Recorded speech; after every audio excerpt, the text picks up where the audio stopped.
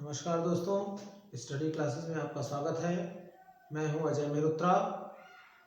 अगर आपने हमारे चैनल को सब्सक्राइब नहीं किया है तो ज़रूर सब्सक्राइब कर लें ताकि आपको इस पर उपलब्ध अच्छे कंटेंट आपको मिलते रहें और हमारे इस वीडियो को लाइक और शेयर अवश्य करें।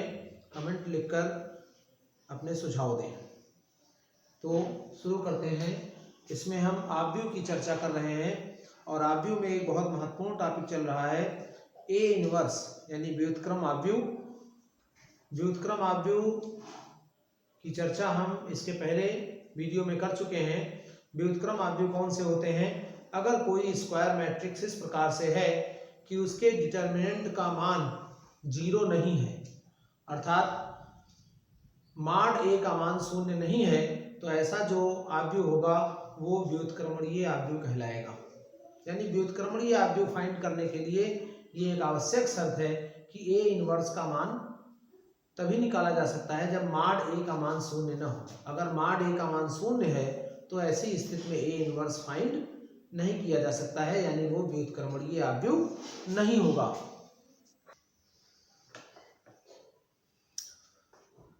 तो इसी क्रम में एक बहुत महत्वपूर्ण प्रमेय है।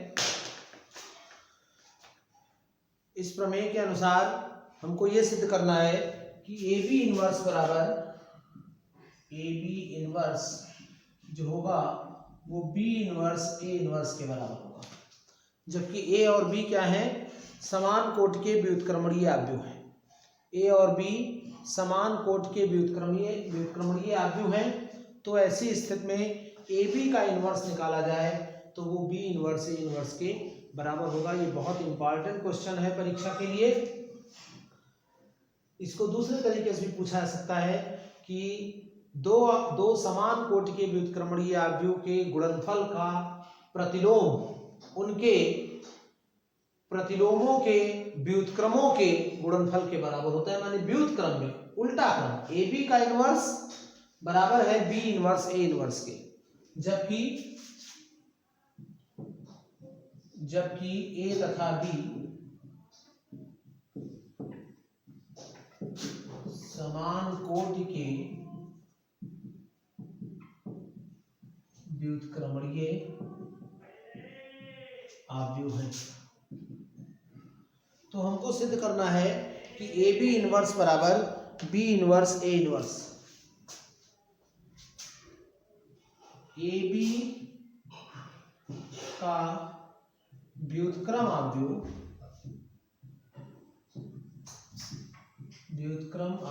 ए बी इनवर्स है और आपको परिभाषा बताई गई है कि अगर व्युत्क्रम आव्यूह है तो परिभाषा से ए इनवर्स बराबर आई होता है। ए इनवर्स बराबर आई होता है। उसी प्रकार से चूंकि ए बी का व्युत्क्रम ए बी इनवर्स है, इसलिए हम यहाँ इतना लिख सकते हैं ए बी इनवर्स बराबर आई। ये परिभाषा से हो गया कि एक आव्यूह और उसके व्युत्क्रम का गुणनफल उसी क्रम का एक आइडेंटिटी मैट्रिक्स होता है। व्युत्क्रमणीय आव्यूह है ही ए और बी समान कोटि के। व्युत्क्रमणीय आव्यूह हमेशा एक स्क्वायर मैट्रिक्स होता है, यानी वर्ग आव्यूह होता है। तो इस प्रकार से ये बात कर सकते हैं। अब यहाँ पर अगर हम ए इनवर्स से गुणा कर दें दोनों तरफ, तो इसको हम इतना लिख सकते हैं और इधर भी ए इनवर्स से गुणा हो जाएगा। अब चूंकि ए इनवर्स आई बराबर ए इनवर्स होता है और इसको हम लिख सकते हैं ए इनवर्स ए बी, ये ए बी इनवर्स, और इसको हम ए इनवर्स लिख सकते हैं। ए इनवर्स ए की परिभाषा जो है ऊपर बताई गई, ए इनवर्स बराबर आई, उसी प्रकार से ए इनवर्स ए बराबर भी आई ही होगा। तो इस प्रकार से ए इनवर्स ए बराबर आई हो जाएगा, यानी हम इसको आई लिख सकते हैं और ये ए इनवर्स हो गया। अब आई और बी का गुणनफल भी बी होता है, इसलिए हम इसको बी लिख सकते हैं और ए बी इनवर्स बराबर ए इनवर्स हो जाएगा। यहाँ पर ये b लिखा हुआ है, अगर हम फिर इसको b इनवर्स से गुणा कर दें, जैसे यहाँ a इनवर्स से गुणा किया गया वैसे b इनवर्स से गुणा कर दें तो ये b इनवर्स a इनवर्स हो जाएगा। और b इनवर्स b माने ये भी i होता है, तो यहाँ ये हो जाएगा i ab इनवर्स और equal to b inverse a inverse. अब i का किसी मैट्रिक्स से जब हम मल्टीप्लाई करते हैं तो आइडेंटिटी मैट्रिक्स का किसी मैट्रिक्स से गुणा करने पर हमको दिया गया मूल आर्ग्यू ही प्राप्त होता है, यानी i into A B inverse बराबर ए बी इनवर्स। तो इस प्रकार से इसको हम ए बी इनवर्स लिख सकते हैं और बराबर बी इनवर्स ए इनवर्स, यानी दो आव्यूह अगर ए और बी है जो समान कोटि के व्युत्क्रमणीय वर्ग आव्यूह हैं, तो जो उनका गुणनफल होगा उनके गुणनफल का व्युत्क्रम यानी ए बी इनवर्स उनके व्युत्क्रमों के रिवर्स क्रम में, उल्टा क्रम में बी इनवर्स ए इनवर्स के बराबर हो जाएगा। यानी हम ऐसे भी कह सकते हैं कि ए और बी समान कोटि के दो व्युत्क्रमणीय वर्ग आव्यूह हैं। A and B are square matrix of same order and also A and B are invertible matrix. A and B are invertible matrix of same order. Then we have to prove that AB inverse equal to B inverse A inverse. अब इसी क्रम में हमको A inverse निकालने की विधि का वर्णन करना है। A inverse दो तरीके से निकाला जा सकता है। ए इनवर्स निकालने का एक प्रश्न परीक्षा में आता भी है। एक प्रमेय की बात की गई अभी, ए बी इनवर्स बराबर बी इनवर्स ए इनवर्स, वो प्रमेय भी पूछ ली जाती है। प्रायः मुझे लगता है 5 नंबर में वो सवाल आपके परीक्षा में बोर्ड एग्जाम में पूछा जा सकता है। इसी क्रम में ए इनवर्स निकालने के जो तरीके हैं, जो विधियां आपके यहाँ सिलेबस में हैं, वो दो विधियां हैं। एक है प्रारंभिक संक्रिया या आव्यूह रूपांतरण के द्वारा ए इनवर्स ज्ञात करना, यानी inverse of a matrix by elementary operation और transformation of a matrix. Transformation of a matrix, transformation of a matrix का मतलब हुआ, इसकी मीनिंग हुई कि आव्यूह को हम रूपांतरित कर दें, ट्रांसफॉर्म कर दें, एक आव्यूह को दूसरे आव्यूह में रूपांतरित कर दें। ट्रांसफॉर्मेशन ऑफ ए मैट्रिक्स यानी एक मैट्रिक्स को हम रूपांतरित करके दूसरे मैट्रिक्स में परिवर्तित कर दें, या इसी को एलिमेंटरी ऑपरेशन भी कहा जाता है, यानी प्रारंभिक संक्रिया।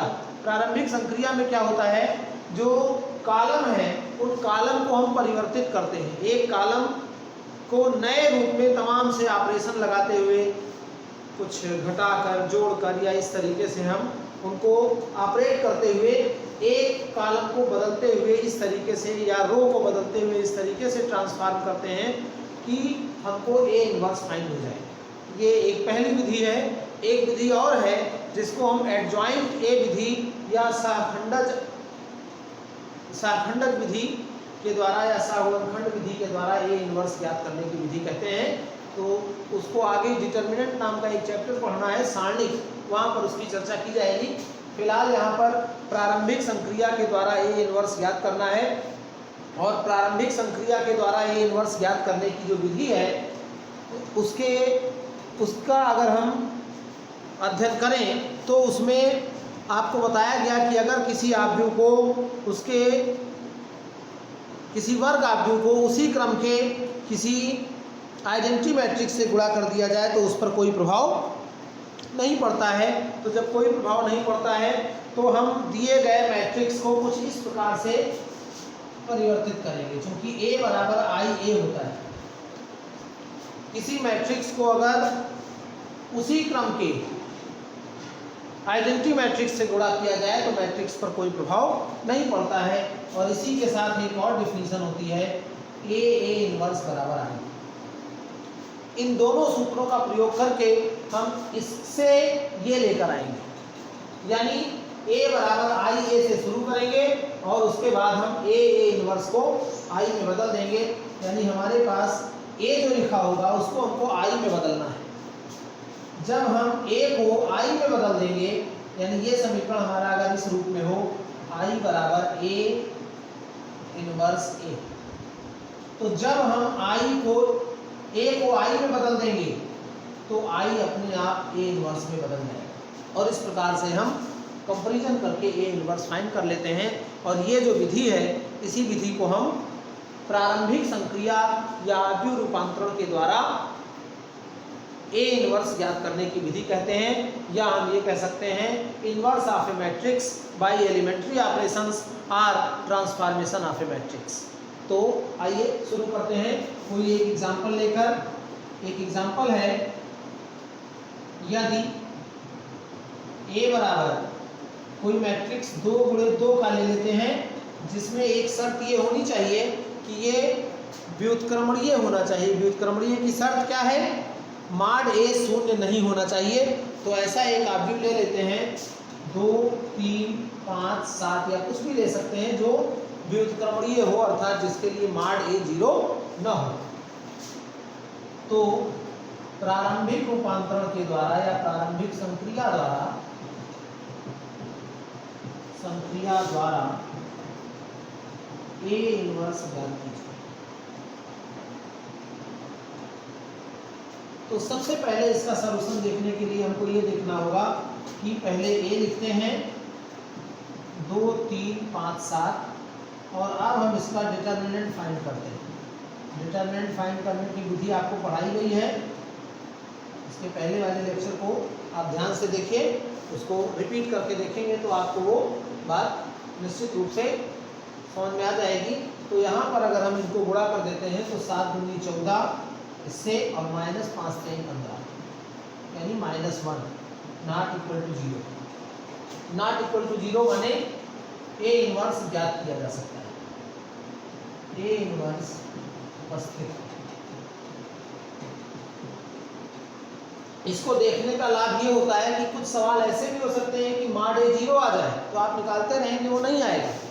तो ऐसी स्थिति में हम सबसे पहले माड ए निकाल कर देख लें कि माड ए 0 तो नहीं आ रहा है। अगर 0 नहीं आ रहा है तभी ए इनवर्स निकाला जा सकता है, और अगर 0 आ रहा है तो हम लिख देंगे ए इनवर्स उपस्थित नहीं है। अब हम यहाँ पर ए का मान लिखें। ए बराबर है हमारे पास 2, 3, 5, 7 और इस समीकरण के अनुसार ए को हम लिख सकते हैं आई ए। ए मीन्स 2, 5, 3, 7 और यहाँ ए आई हो जाएगा 1, 0, 0, 1 identity matrix of same order. A is a matrix of 2 order 2 square matrix है। तो आई भी हमको उसी ऑर्डर का एक आइडेंटिटी मैट्रिक्स लेना है, यानी 2 गुणे 2 का एक स्क्वायर मैट्रिक्स। तो ये हो गया। अब हमको इस ए को आई में बदलना है, यानी इसके स्थान पर हमको ये लाना है। कब हो सकता है? जब 2 की जगह 1 हो जाए, 5 की जगह 0 हो जाए, 3 की जगह 0 हो जाए और 7 की जगह 1 हो जाए। ऐसा हम 2 तरीके से कर सकते हैं। कॉलम को परिवर्तित करके कर सकते हैं या रो को परिवर्तित करके कर सकते हैं। तो अगर हम यहाँ रो को परिवर्तित करने की बात करें तो यहाँ पर 2 लिखा है और यहाँ हमारे पास 5 लिखा हुआ है। इस 5 को जब हम 0 में बदलना है तो इस 5 को 0 में बदलने का तरीका क्या हो सकता है? 2, 3 यानी R1 वैसे ही लिखा रहने दें और R2 - 2 R1 कर दें। R2 - 2 R1 करेंगे तो यहाँ 5 - 4, 5 माइनस इसका 2 गुना 4 यानी 1 हो जाएगा, और 7 - 6 यानी यहाँ भी 1 हो जाएगा। और ये ध्यान रखने वाली बात है कि जो ऑपरेशन यहाँ लगाएंगे वही ऑपरेशन यहाँ लगाएंगे, गलती ना हो इसके लिए इसको हम फिर से यहाँ लिख देंगे। अगर नहीं लिखेंगे तब भी चलेगा, लेकिन जब हम नहीं लिखते हैं तो गलती हो जाती है। ये पॉइंट इधर तो लगता है ऑपरेशन, इधर छूट जाता है और फिर हमारा ए इनवर्स गलत हो जाता है। तो यहाँ पर क्या होगा? 0 - 2 यानी -2 हो गया और यहाँ 1 और ये 1। अब क्या करना है? इसको 0 लाना है और इसको 1 करना है। तो इसको 1 करने का आसान तरीका दिख रहा है और इसको 0 भी करना है। तो इसको 0 करने के लिए हम R1 - 3 R2 कर दें। तो ये 1 - 3 यानी -1 हो गया और ये 3 माइनस 3 यानी 0 हो गया, ये 1 और ये भी 1 हो गया। यहाँ पर भी वही करें 3r2, तो 1 और माइनस माइनस से प्लस 6 यानी 7 और माइनस 3 और माइनस 2 1, ये हो गया। अब यहाँ पर माइनस 1 आ गया है और हमको यहाँ पर हमको 1 लाना है, तो 1 लाने का क्या तरीका हो सकता है, r1 change to minus r1, तो ये 1 हो जाएगा, ये 0, यहाँ भी वही चीज r1 goes to minus r1, -7 3 -2 और 1, और इस प्रकार से हमारे पास यहाँ पर 1 और 0 आ जाता है।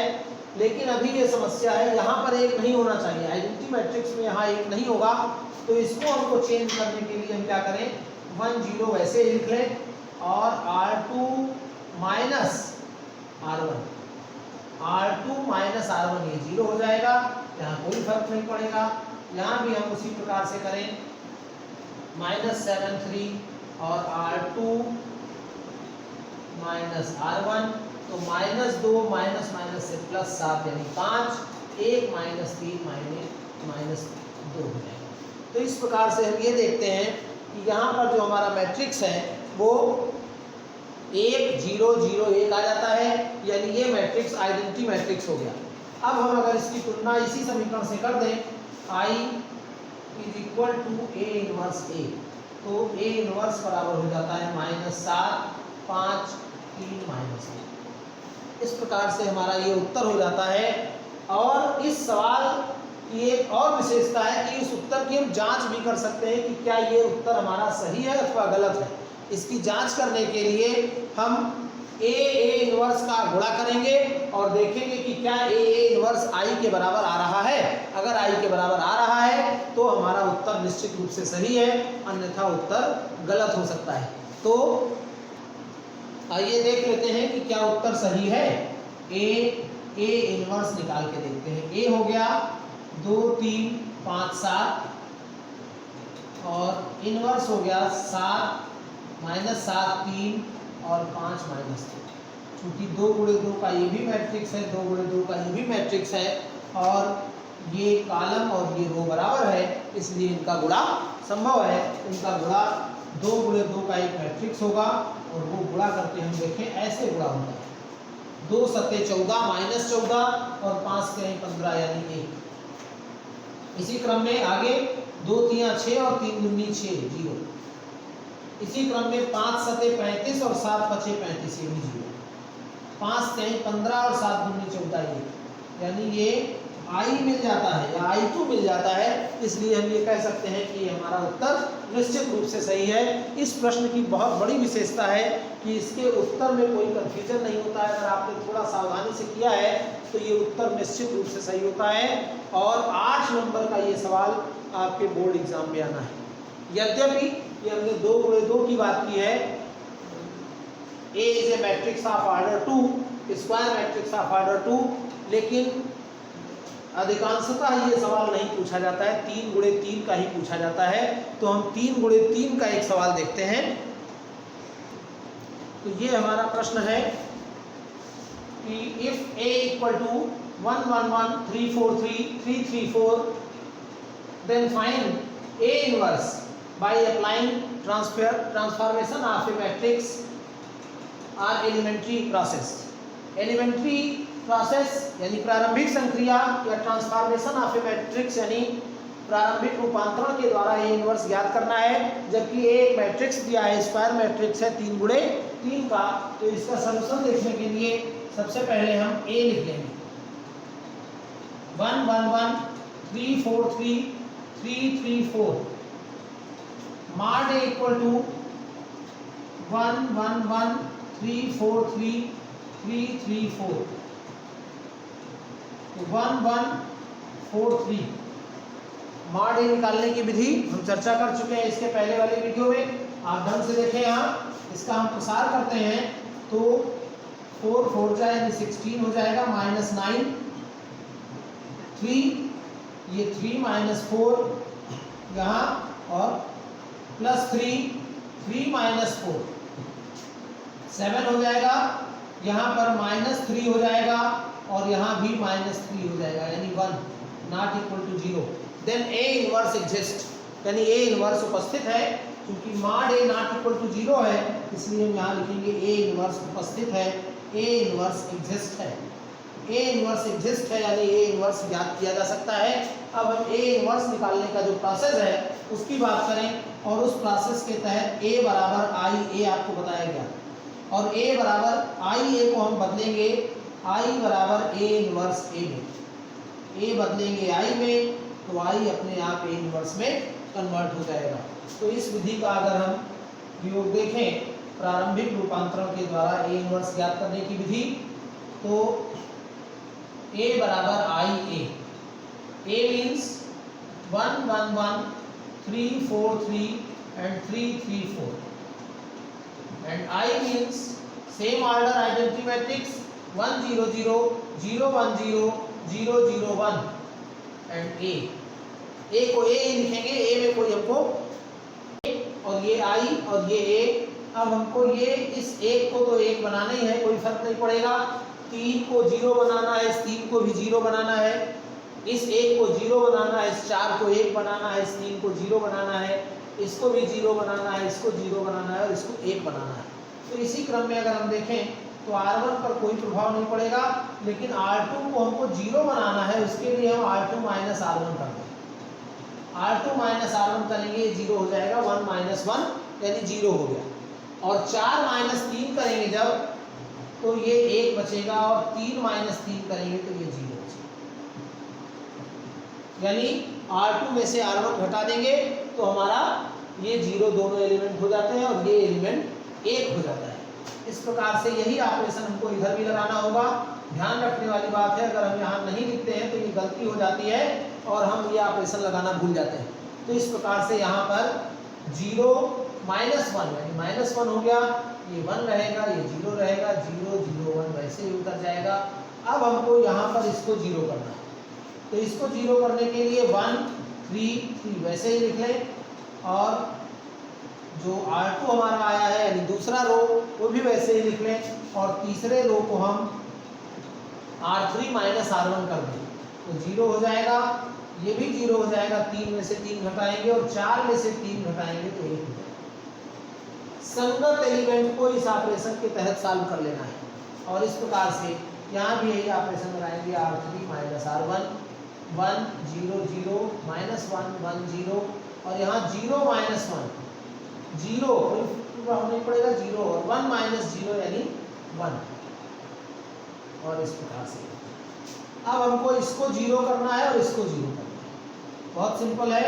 R1 माइनस 3 R2 कर दीजिए, इसका 3 गुना घटा दीजिए, ये 1 ही रहेगा, यहाँ 0 हो जाएगा, यहाँ 3 0 1 0 0 0 1, यहाँ भी वही काम करना पड़ेगा। R1 माइनस 3 R2, तो R1 माइनस 3 R2 यानी यहाँ पर 4 हो जाएगा, 1 माइनस माइनस से प्लस 3 तो ये 4 हो जाएगा, R1 यानी 1 और माइनस 4 हो गया, और यहाँ पर R1 माइनस 3 R2 इसका 3 गुना यानी माइनस 3 और यहाँ 0 माइनस 1 1 0 माइनस 1 0 1। अब हमको इसको 0 करना है, फिर R1 में ही लगाएंगे, R1 माइनस 3 R3 इसका 3 गुना घटा देंगे तो ये 1 हो गया, ये 0 ही रहेगा, कोई प्रभाव नहीं पड़ेगा, और ये 0 हो जाएगा, 0 1 0 0 0 और यहाँ पर R1 माइनस 3 R3 तो 4 माइनस माइनस से प्लस 3 7, ये माइनस 3 और यहाँ भी माइनस 3 माइनस 1 1 0 माइनस 1 0 1। इस प्रकार से हमको ये इधर का जो मैट्रिक्स है वो हमारा I में बदल जाता है, और जब ये मैट्रिक्स I में बदल जाएगा तो हमारा ये मैट्रिक्स अपने आप A इनवर्स को प्रदर्शित करेगा, यानी A इनवर्स हम A इनवर्स ज्ञात कर सकते हैं। अब हम अगर इसकी तुलना कर लें I बराबर A इनवर्स A से, तो A इनवर्स बराबर हो गया 7 minus 1 minus 1 minus 3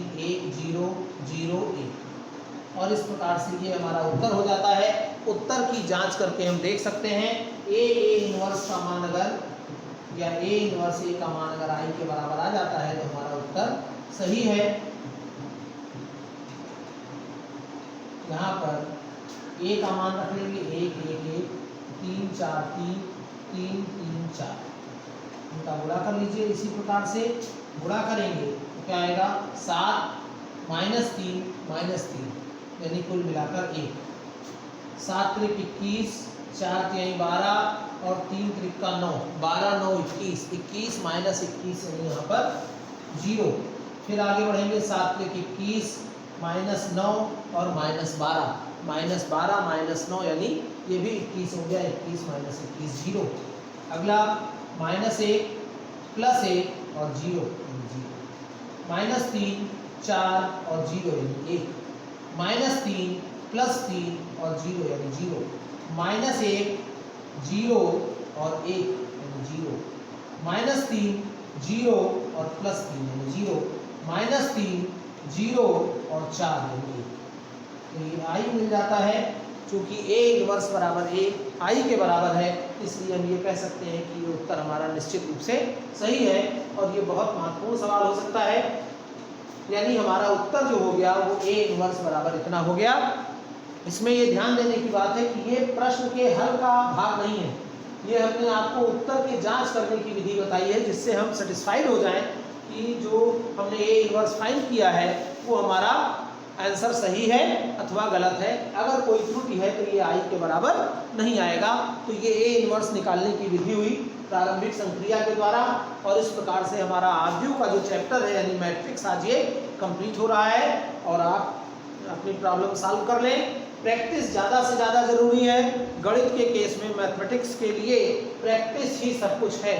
A inverse find करने की ये विधि बताई गई। 8 नंबर का ये सवाल परीक्षा में बिल्कुल डेफिनेटली निश्चित रूप से ये आना है, इसको आप तैयार करें। 8 से 10 नंबर का परीक्षा में 10 नंबर 11 नंबर भी हो सकता है, आरडीयू से पूछा जाता है। तो आप ये चैप्टर तैयार करें। फिर अगले चैप्टर की हम बात करेंगे, अगले वीडियो में हम नए टॉपिक के साथ मिलेंगे। तो हमारे चैनल स्टडी क्लासेस को आप सब्सक्राइब कर लें ताकि आपको इसी प्रकार से सारे कंटेंट अवेलेबल होते रहें, नए नए वीडियोस के नोटिफिकेशन मिलते रहें। लाइक और शेयर अवश्य कर दीजिए ताकि ज़्यादा से ज़्यादा स्टूडेंट्स को इसका लाभ मिल सके। तो हमारे चैनल पर आप बने रहिए और आपको नए नए वीडियो हम उपलब्ध कराते रहेंगे पूरे कंटेंट की। धन्यवाद।